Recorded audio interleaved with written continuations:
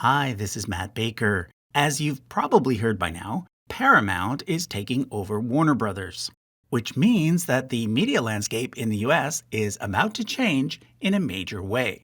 But big media mergers like this are actually nothing new. They've been going on for decades, and in fact, at some level, go all the way back to the very beginning. Therefore, I decided to chart it all out. And in today's video, I'm going to go through the chart in detail and basically explain to you the entire history of the American TV and film industry.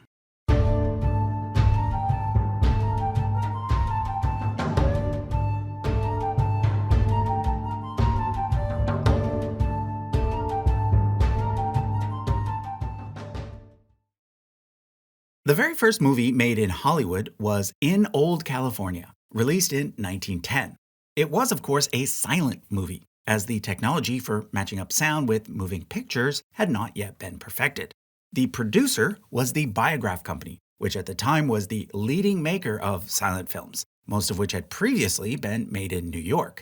However, during the 1910s, several companies started making films in Hollywood, and pretty soon it was the center of the American movie-making business. Although Biograph did not survive, many of the other companies from this silent movie era did, many of them merging with each other to form major studios. For example, there were once three separate studios named Metro Pictures, Goldwyn Pictures, and Louis B. Mayer Pictures. In 1924, all three were bought by the Loews theater chain and merged to form MGM. Likewise, what was originally Fox Film eventually merged with 20th Century Pictures to form 20th Century Fox. However, the oldest Hollywood merger is the one between Famous Players, the Jesse Lasky Company, and a distributor called Paramount. Originally called Famous Players Lasky, it eventually changed its name to Paramount, which is what it's known as today. It claims as its start date May 8, 1912, as that was when Famous Players was founded. However, Universal Pictures was founded just 1 week earlier, on April 30th, 1912. Thus, Universal gets to claim the distinction of being the oldest surviving film studio in Hollywood. Also starting out during the silent movie era was Cohn Brandt Cohn, later known as Columbia Pictures, as well as Warner Brothers, which was in fact started by four brothers with the last name Warner.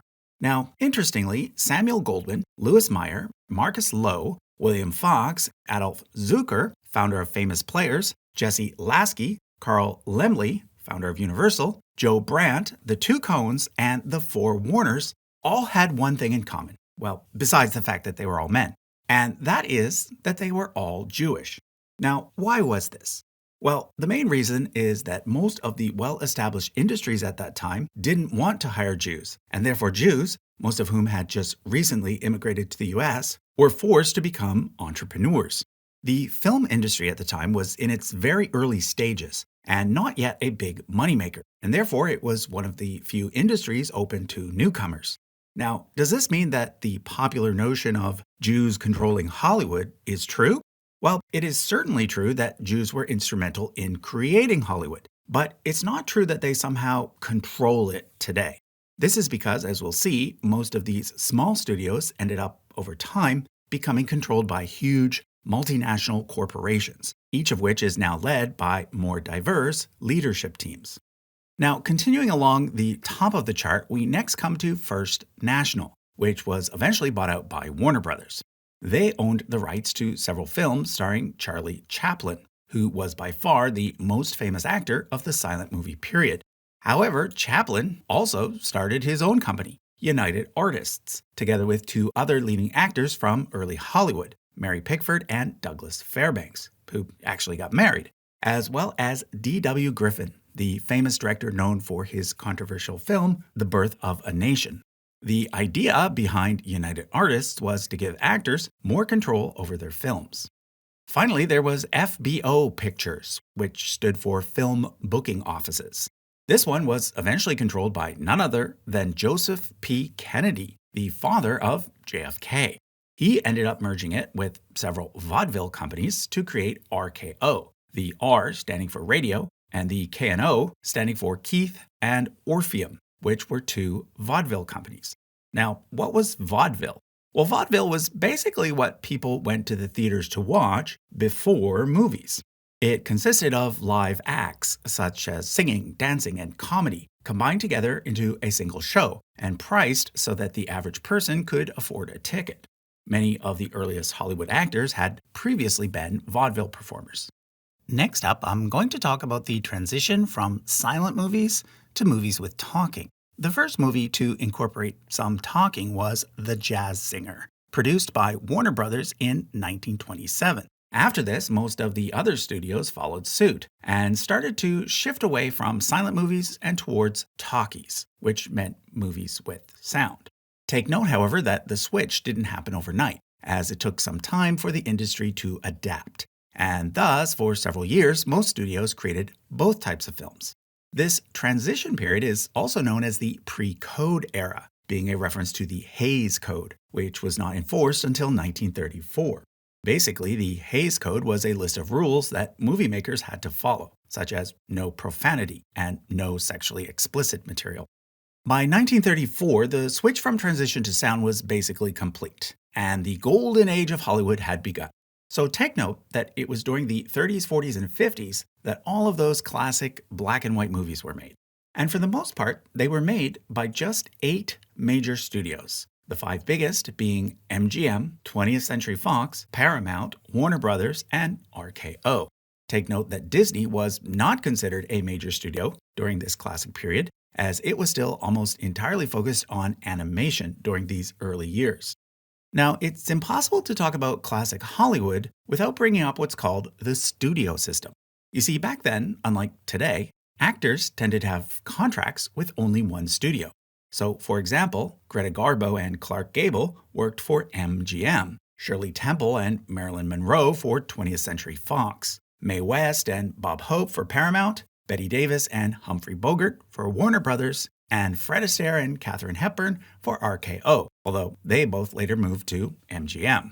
Only a few big-name actors, such as Cary Grant and Jimmy Stewart, were able to become freelancers.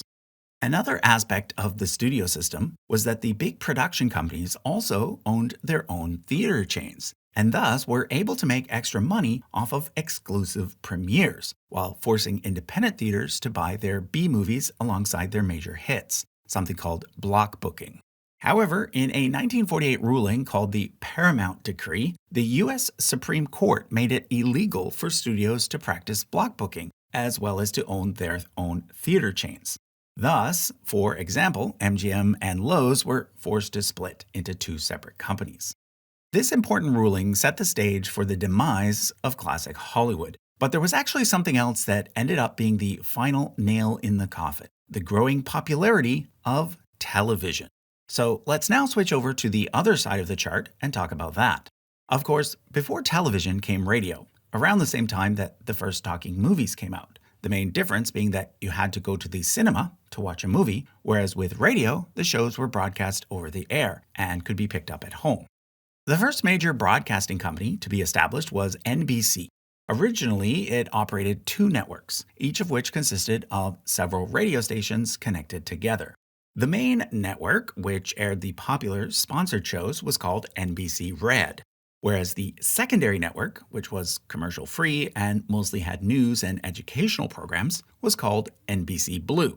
The National Broadcasting Company's main competitor, established just 1 year later, was the Columbia Broadcasting System, or CBS. It had no connection to Columbia Pictures, though. There was also a third radio network called Mutual, which was originally run as a co-op. It never did make the transition to television, though, and ceased to exist in the 90s. However, because of concerns that NBC exerted too much control over the industry, the government forced NBC to sell its Blue Network in 1943. It then rebranded as the American Broadcasting Company, or ABC, and thus the stage was set for the US to get 3 major TV networks. Now, the transition from radio to television did not happen overnight. NBC began doing TV broadcasts over the air in 1939, CBS in 1941, and ABC in 1948. But they were all still doing radio broadcasts at the same time. It wasn't until the mid 50s that most homes in the US owned a television set, and thus it wasn't until around then that the three big networks switched their main focus from radio to television. Now, there was also originally a fourth network called Dumont that never did do radio but instead started directly with television. They, however, ceased operations just when things were really taking off. So, yeah, from the mid 50s to the late 80s, television mostly went out over the air and was dominated by just three channels. Now, like with the film industry, the government didn't want these three companies to become monopolies. So, in 1970, one of the things they did was to establish a new rule whereby networks were no longer allowed to own the shows they aired during prime time. This led to the creation of several new companies, the most important of which was Viacom, which was spun off from CBS in '71. We'll be coming back to them later because eventually the rule gets dropped. Now, as you probably know, all television programming was originally in black and white. So when did the switch to color take place? Well, it depends. On the network side, the change occurred around 1966. But on the consumer side, that didn't really mean anything unless you owned a color TV. And it wasn't until the mid 70s that most homes in America had at least one of those. Let's now go back to Hollywood to see how it adapted to the new situation. Like I mentioned earlier, the classic era in Hollywood came to an end during the 1950s, with most of the big studios being forced to downsize. In fact, in the case of RKO, they shut down altogether, eventually selling most of their library to United Artists. Warner Brothers actually had to do something similar. They were able to continue making movies, but opted to sell their pre-1950 library in order to make some quick cash. They sold it to a company called Associated Artists, but then this was in turn sold to United Artists. But the swapping of film rights didn't end there, because eventually United Artists was bought by MGM. So by the time we get to the Hollywood Renaissance, also known as New Hollywood, there were now only 6 surviving major studios, plus Disney, which had grown considerably. The starting point for the New Hollywood era is usually given as being around 1967. There are several reasons for this, but the main one is that by this point, all of the original directors from the earliest days of film were gone, and there was now a new generation that had risen up to take their place. But there were some other key changes as well, such as the switch to color and the end of the Hays Code, which in 1968 was replaced by a rating system, whereby films were now rated as being either G, PG, R, or X. Finally, the New Hollywood era saw the rise of a bunch of new independent film studios, such as New Line Cinema, Lucasfilm, Orion Pictures, TriStar Pictures, and Castle Rock Entertainment. But take note, this is by no means an exhaustive list. I chose these 5 as examples because they're going to show up again later. Okay, next up is what I've called the cable TV/consolidation era. And this is where things get really fun. First of all, let me talk about the transition from over-the-air TV to cable TV, during which time the US went from just 3 main channels to hundreds. Although cable was used as far back as the 40s to bring TV signals to remote areas, its more widespread use began in New York City, where the steady growth of skyscrapers was starting to impact TV reception. This led a company to start building hardwired connections between buildings so that residents could get programs, particularly sports, through reliable cables instead of having to use antennas. They also had the idea to offer movies this way, which resulted in the creation of HBO, or Home Box Office, which was quickly bought out by Time Inc., the publishers of Time magazine. As more and more cities started to build local cable networks, HBO started to connect them together using satellites, and thus the modern cable TV era was born. Now, 2 of the most important figures during this period were Ted Turner and Rupert Murdoch. Turner created TBS in 1976, but then more importantly, CNN in 1980. From there, he managed to acquire the rights to MGM's massive library by buying the studio and then selling it back without the library. This was important because remember, MGM's library included not only MGM's content, but also United Artists, RKO's, and everything made by Warner Brothers prior to 1950. All of this content allowed Turner to create even more channels, such as TNT and the Cartoon Network. Finally, he bought two small studios, New Line Cinema and Castle Rock. So, yeah, by the mid-90s, Ted Turner was definitely one of the biggest media moguls on the scene. But let's now back up a bit and talk about Rupert Murdoch. As you know, up to this point, the US had only three major TV networks: NBC, CBS, and ABC. Murdoch wanted to create a fourth, so he did two things. First, he bought a bunch of the assets that used to be owned by Dumont. Then he bought a major studio, 20th Century Fox. It was for this reason that he decided to call his new channel Fox, launching it in 1986. But keep in mind, Fox was different from all of the new cable TV channels popping up. Like the original three, Fox was first and foremost a traditional over-the-air network, even though most people eventually accessed it via cable, as they did NBC, CBS, and ABC. Now, due to the popularity of CNN, Fox decided to launch its own cable news network, Fox News, in '96. NBC also launched a news channel that year, in partnership with Microsoft, hence the name MSNBC, although take note, Microsoft eventually dropped out. Let's now go back to HBO, which in 1990 merged with Warner Brothers to create Time Warner. Then, in 1996, it bought Ted Turner's company, making Time Warner at the time the largest media conglomerate in the world. Now, remember, Turner, among other things, owned the pre-1950 Warner Brothers library. So basically, at this point, Warner got all of its content back. Now, I'm not going to talk about every single cable channel that launched during this period, because like I said, there were hundreds. But let me point out a few other important ones, such as ESPN, which to this day is the most popular sports channel on cable. It launched in 1979 and was then acquired by ABC in 1984.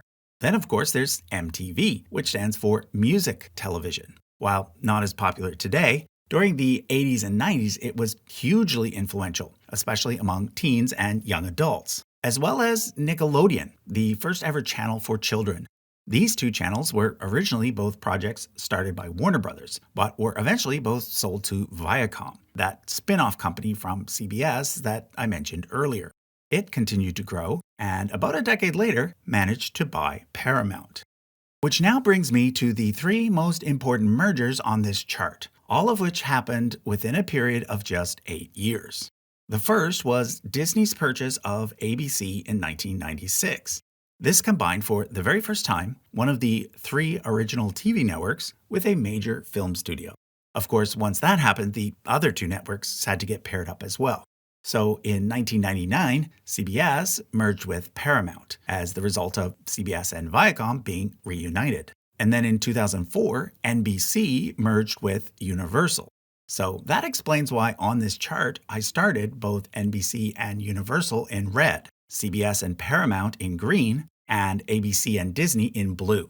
Now, you've probably noticed that 20th Century Fox is also blue rather than purple, and that's because our story isn't quite done yet.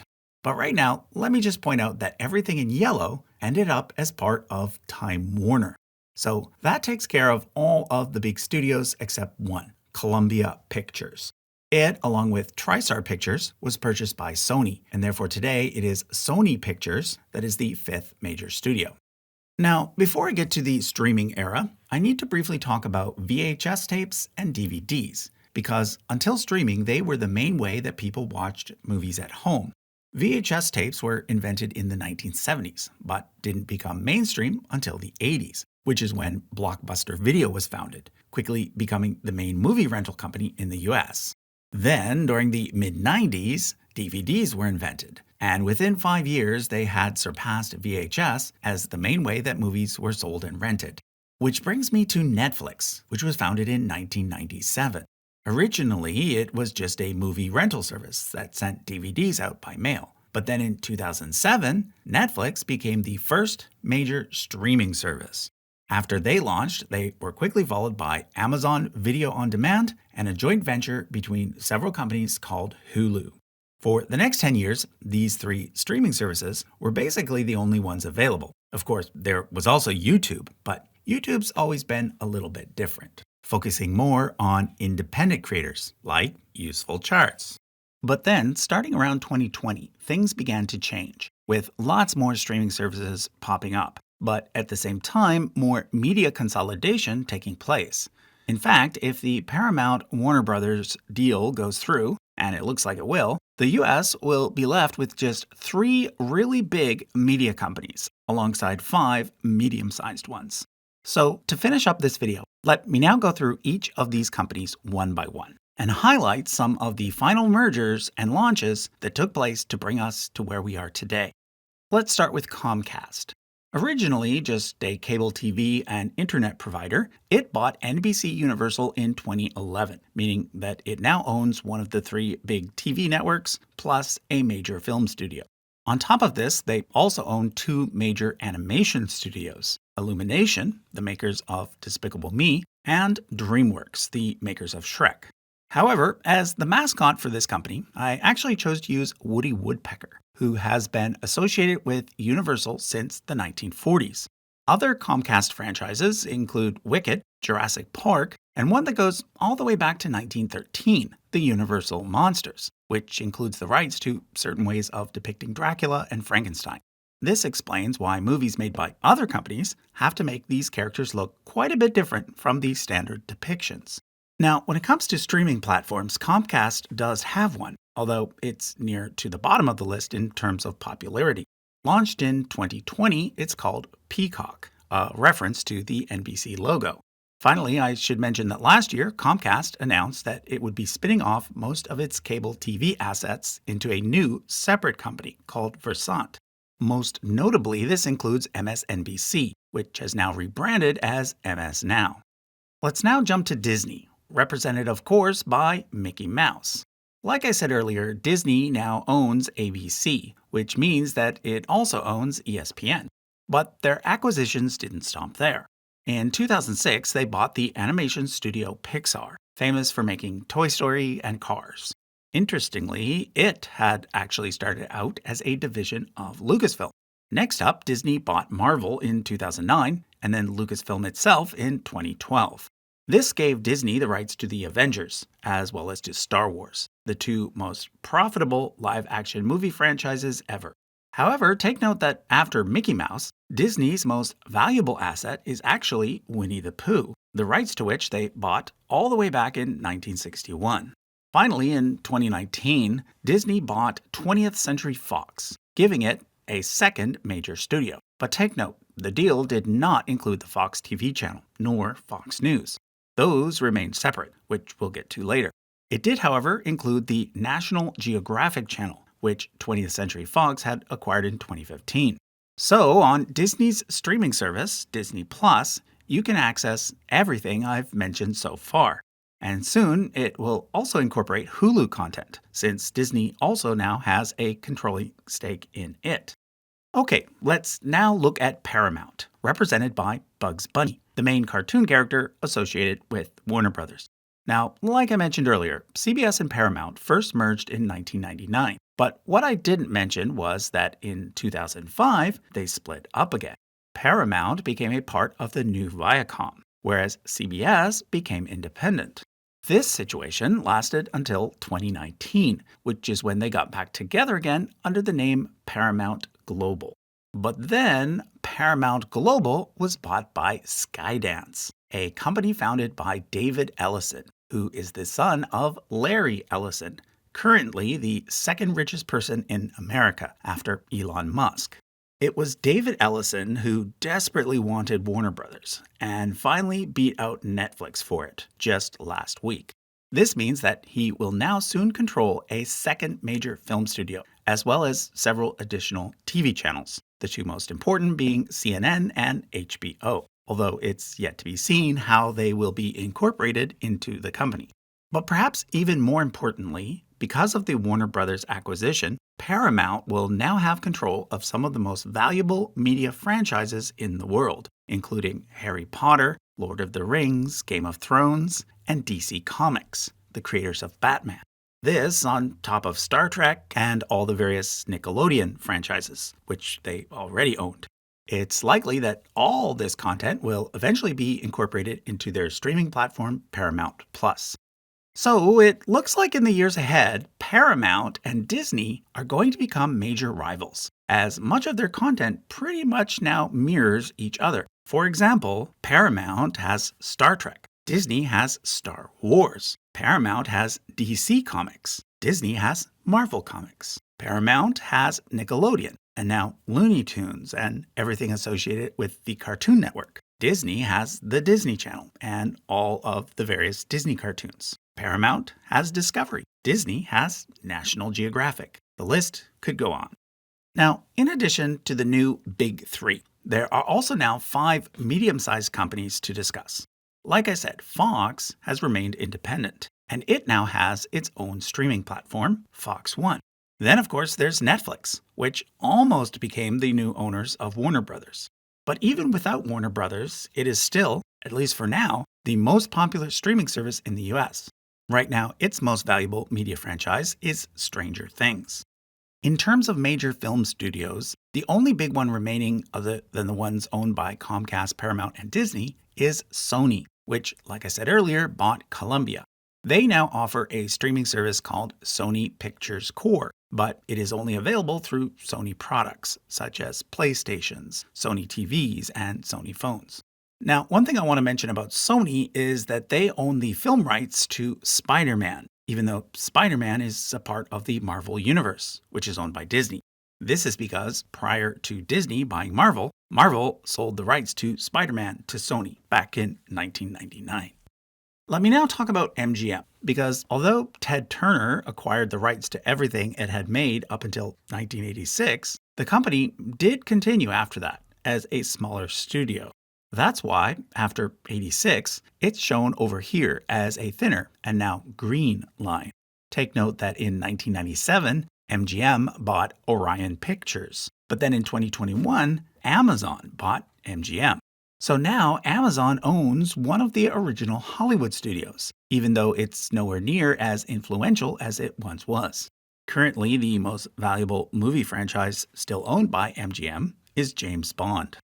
Finally, there's Apple TV, the streaming service owned by Apple. But although Apple is obviously a huge company, they're still mainly a tech company, and so far not all that big in terms of media ownership, although they do own the rights to the Peanuts franchise. Okay, so that was a look at the US TV and film industry and how things continue to consolidate into the hands of fewer and fewer companies.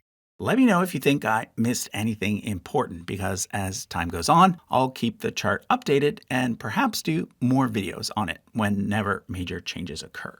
Thanks for watching.